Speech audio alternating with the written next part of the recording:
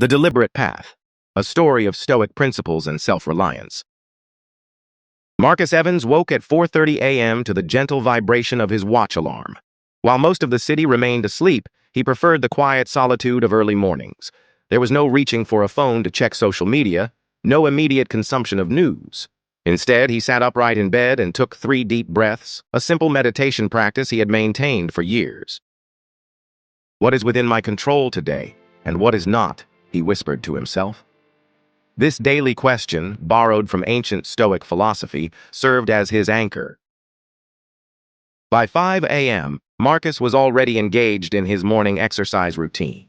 A combination of calisthenics and weightlifting in the spare bedroom, he had converted into a home gym. He didn't need the validation of a crowded fitness center, preferring the efficiency and focus of training alone. Physical strength was not vanity for him, but a discipline that reinforced mental fortitude. A cold shower followed, a practice he had adopted 3 years ago. The initial shock of icy water had become a daily reminder of his ability to withstand discomfort. Comfort is a prison, his grandfather had once told him, a lesson Marcus had taken to heart. Breakfast was simple and nutritious: eggs, vegetables, and black coffee. No sugar, no scrolling through a phone, just mindful eating and reviewing the day's priorities in a leather-bound journal. Marcus planned his day with intention, distinguishing between what was urgent and what was truly important, often 2 very different categories. "Today will bring challenges I cannot anticipate," he wrote as his daily affirmation. "I will respond, not react." On his walk to work, Marcus passed the same coffee shop where colleagues gathered each morning to socialize. He nodded politely when spotted, but rarely joined them. It wasn't that he disliked their company. He simply valued his pre-work time differently. While others discussed weekend plans and office politics, Marcus listened to educational podcasts or audiobooks, turning his commute into a mobile university. A summer downpour caught pedestrians by surprise that morning. People scrambled for shelter, expressions of annoyance and frustration evident as their day was unexpectedly disrupted. Marcus simply opened the compact umbrella he carried year-round, a small preparation that stemmed from his principle of anticipating, not reacting. When a colleague commented on his foresight, he simply replied, "The weather forecast is always within reach." At work, Marcus's approach set him apart. As a project manager at a technology firm, he was known for his stoic calm during crises. When a major client threatened to pull their contract after discovering a software bug, the office descended into panic. Team members pointed fingers, executives demanded immediate explanations, and stress permeated every interaction. Marcus closed his office door for 5 minutes, not to hide, but to reflect. He wrote down what aspects of the situation were beyond his control: the client's emotional reaction, the already deployed software bug, the company's stock price temporarily falling. Then he listed what was within his control: his response, his communication strategy, and his leadership in this moment. When he emerged, he directed the team's energy toward solutions rather than blame.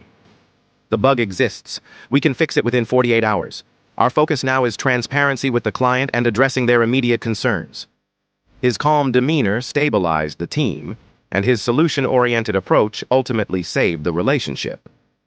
During lunch, unlike colleagues who escaped to restaurants or scrolled through social media, Marcus took a 30-minute walk in a nearby park. Nature, even in small doses, helped reset his perspective.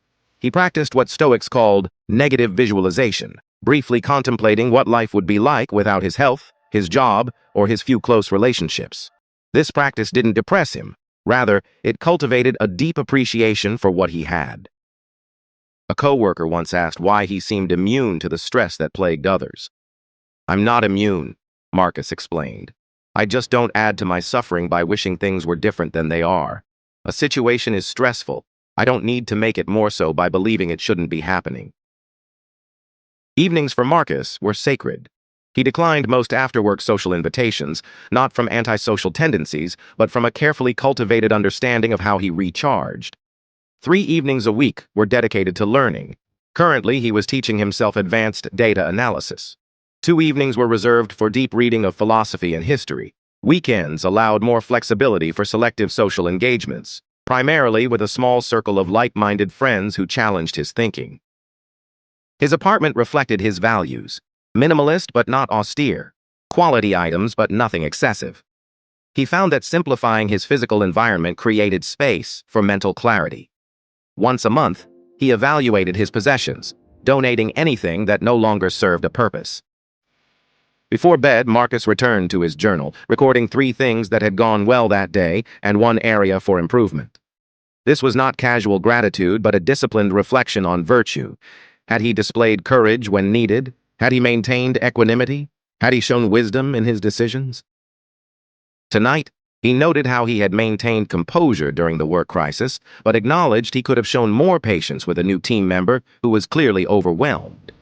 Tomorrow, he wrote, I will offer more guidance. His evening ritual concluded with another Stoic practice, contemplating his own mortality. Far from morbid, this reflection sharpened his focus on living intentionally.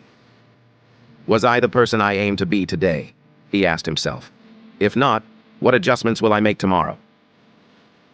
As he set his alarm for 4:30 a.m., Marcus reflected on a quote from Marcus Aurelius that had guided him for years. You have power over your mind, not outside events. Realize this, and you will find strength. Marcus's life wasn't about isolation or emotional detachment, as some misunderstood. It was about intentional living, choosing his responses rather than being driven by impulse, building inner strength rather than seeking external validation, and focusing on what truly mattered while letting go of the rest. As sleep approached, he felt neither pride nor dissatisfaction with his path. His life was a continuous work in progress, a daily practice of aligning actions with values. Tomorrow would bring new tests of his philosophy, and he would meet them with the same deliberate approach, one mindful step at a time.